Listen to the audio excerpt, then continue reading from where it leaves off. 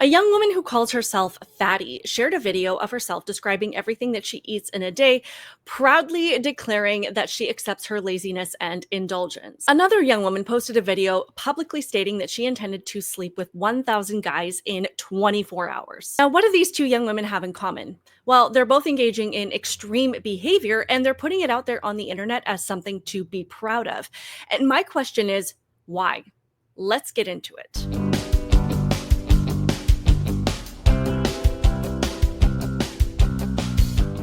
Welcome to my channel, Outspoken Samantha. I appreciate you being here, whether this is the first time you have clicked on one of my videos or you are a returning supporter.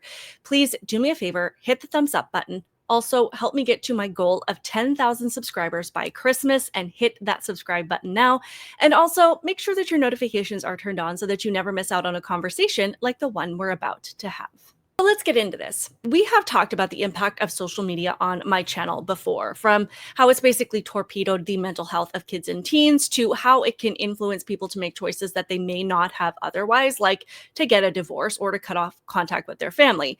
It's also well documented that teens with access to things like TikTok, Snapchat, or Tumblr have a really high likelihood of being exposed to things like transgender ideology and other destructive ideas that could lead them down a path that disconnects them from reality and destabilizes their own value system. Basically, there's a whole host of ways that social media seems to be opening up these giant craters right underneath our feet and sucking us all down together.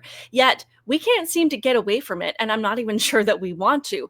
Not only that, we seem to have become desensitized to the numerous ways that consistent use of these apps can cause harm mentally or inspire us to engage in harming ourselves physically. And I'm not talking about the kind of self-inflicted pain like what most of you are probably thinking about right now that I'm not going to describe because I don't want to get kicked off of YouTube. I'm talking about the fact that bad behavior in general, whether it be destructive trends or poor choices or just being negative in any way, whether you're crying or screaming or just upset about something, all seem to be things that people are engaging in because it attracts an audience and views equal money. Essentially, it's become easier to achieve the kind of celebrity-like status that was previously unattainable to like 99.9% of us because we're not Hollywood actors, and thank goodness for that. You can achieve that status if you can grow an account on TikTok or Twitter or any of these other apps. And some people are doing that in a healthy way, like sharing a skill or teaching courses or creating clubs or communities based on music and books, and that's all fine and dandy. However, unfortunately, having a skill or a talent has become pretty much unnecessary if you're willing to do something, anything that draws people in and brings them back, if for nothing else than morbid curiosity. It's like watching people's self-created reality shows where they have no overhead costs, producers, or staff. They just put themselves out there, and whatever they can dig up about their life, whether it be trauma that they can share or anything else, creates the kind of return audience that keeps the paychecks coming in. And that's where I have this major concern for how people have recognized that you can just monetize your own behavior, and the worse it is, the better. The more extreme, the more views that you will get. This is where I bring you Exhibit A. This is somebody who posted a video a while ago describing everything that she eats in a day, and she gets a lot of follows and views because of it. What I eat in a day as a fatty who works from home and sits on her butt all day. Good morning. We're having Cookie Crisp, non-fat milk, balance.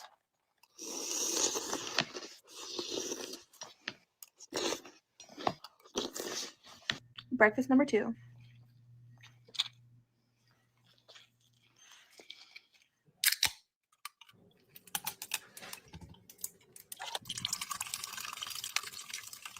I made a Red Bull. It's sugar-free raspberry and sugar-free vanilla. Daily Poppy. Chips. We got Wingstop again. Got me some little corns too. Can't forget the Diet Coke.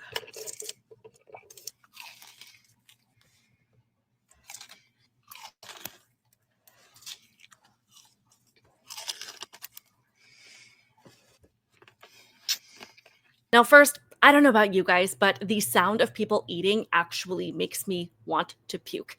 Just a little note about me. I was actually listening to a true crime story a while ago, and the gal telling the story was saying that the perpetrator was diagnosed with something called misophonia. And it's basically where you have irrational reactions to certain sounds or motions. And I'm like, That's me. My kids know that they can't tap on things. They can't tap on the table. They cannot tap me on the shoulder. They cannot make repeat noises of any kind or say repeat phrases because it literally sends me over the edge. And I've always been confused about why I'm the only one that has this type of reaction to things, but it turns out there's a name for it. So anyway, all of that to say, the sound of eating or even just watching people chew makes me kind of want to jump off of a cliff. However, this is actually a fetish for some people. There are entire accounts of people doing something called mukbang challenges. I'm probably saying that wrong, but it's basically where they live broadcast themselves eating an exorbitant amount of food because there are people who actually enjoy watching this kind of thing. And these influencers make a ton of money doing it. So they do get to enjoy that status of wealth and fame. But of course, they're extremely obese and they're eating themselves to death in the process. I think she recognizes that this kind of behavior is going to draw in a crowd, even if people think that it's gross. They'll watch out of morbid curiosity, knowing that this woman likely has less than 10, 20 years to live if she keeps going like this. I just want to know, why does she not care? Like, is the paycheck and the popularity actually worth it? Which brings me to the second video that I want to touch on. This is of a woman named Lily Phillips, who, after already accomplishing the goal of 100 guys in a day, she has declared that she intends to break a world record and sleep with 1,000 guys in 24 hours, which would be about 1.5 guys per minute, which is so gross. And just as a side note, she is an OF model. But let's see what she had to say. I did 101 guys. Now, this was just the warm-up because in February, I'm going to be the first person ever to reach 4 digits of guys all in one day. Yes, 1,000 guys. Now, this is going to be a ticketed event, so make sure you follow for more details. I want you to be a part of this. She made that statement in a way that makes it sound like she's happy. She's promoting this as if it's something that will have no negative repercussions at all. And if there are negative repercussions, they're not even worth considering, because just think of the fame, the recognition, the awe that people will have if she manages to pull this off. She's found a way to be an extreme in a way that no one else will be able to compete with. So it sounds like she's got it made, right? Wrong. Another video, she discussed the day when she did reach her goal of that 100 guys, and she had a very different tone, describing most of these experiences as robotic. I think sometimes like feeling so like robotic, like by the, I think like the 30th, you know, like when we're getting on a bit, I've got like a routine of like how we're going to do this. And like, it just, sometimes you'd like disassociate and be like, you know, like it's not like normal things at all. In my head right now, I can think of like 5, 6 guys, 10 guys that I remember, and that's it. But it's just, I don't know, it's just weird, isn't it? Like, if I didn't have the videos, I wouldn't have known I've done 100, you know. But yeah, I think that was kind of the hard part, is like conversing with them, and like when they'd kind of be like, oh, like we've only had 2 minutes or 3 minutes and you said 5 on the message. Did someone say that to you? Yeah. And obviously it just makes me feel so bad. Do you think you should feel bad about that? And I just wanted to pause it there so I can read some of the comments. This is by Lois McLatchy Miller. She says the saddest part is that she doesn't yet realize the inhuman product that she has become and still somehow believes the lie that she is empowered. A guy asked a question. I don't get it. She chose to do this and capitalize on it as well. Are we supposed to feel sorry for her? Lois Miller says, not necessarily, but I think this story highlights a grotesque problem harming men and women in today's society and a need for a change. Another woman says, this is so grim. She's learned a horrible lesson, hopefully, and every single one of those men are revolting. Then she goes on to answer the question about why she continued and followed through despite the obvious disconnect from her own body that she was starting to feel. Do you think you should feel bad about that? I guess when you've promised something to people who support you, it's kind of hard to let them down. But it's up to you, right? Like when you know. Yeah. Have you even processed, do you think, what's happened? Not yet. God, I won't forget this day, Jesus. When I decided to start making this documentary, I wasn't too sure of what to expect. And yes, there is a whole documentary on this situation. I haven't watched the whole thing yet, but I hear it is not for the faint of heart. But just to put that out there, that is available.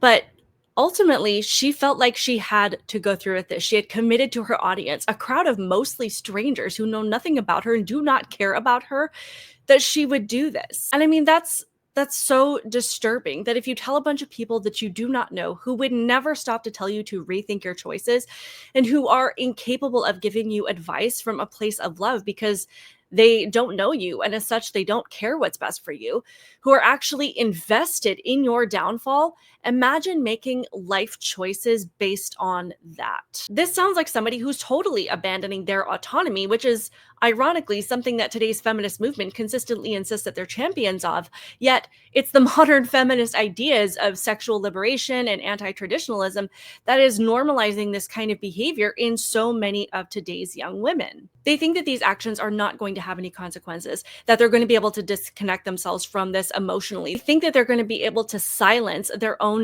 natural inclinations to want to connect with the people that they're intimate with, and that it's not going to have any effect on them whatsoever. But clearly, that's not true. And I think we can agree in both of these cases of the videos that we just watched, that this is not healthy and it's not okay. And I don't know how to fix it. I would love to hear your thoughts. I know that I mentioned the social media ban that's happening in Australia that has been implemented, but that is only targeted towards minors. And I'm not sure how I feel about it because I'm always hesitant to allow government to step in and start passing more laws to keep us from doing things that we should already be choosing to do or not do ourselves, like keep our kids off of social media. I don't think that you should be able to monetize activities that encourage people to destroy themselves, whether it be overeating or prostituting yourself or whatever it is. Overall, I think as we've seen the erasure of God from society, the more destructive that we have become to ourselves. Because when you don't see yourself as a child of God, as someone that has infinite worth or infinite potential, then it becomes easier and easier to be careless with your mind and with your body. I'm just saying that having a strong moral foundation is important. Is it foolproof? No. But historically speaking, having that foundation has curbed a lot of these more destructive instincts. I would love to hear all of your thoughts on this in the comments below. Again, please be sure to hit the thumbs up button. That does help me in the algorithm. Check out the videos that I've linked to the right of the screen because I select things based on your interest in the subject matter of the video that you just watched. Again, help me to reach 10,000 subscribers by Christmas and hit that subscribe button now. Share this video with anybody that you think might find it interesting to also help me grow my channel. If you would like to support my channel in other ways, there are links in the comment section and in the description box, and your generosity is always truly appreciated. Keep it real, guys, and I will see you in the next one.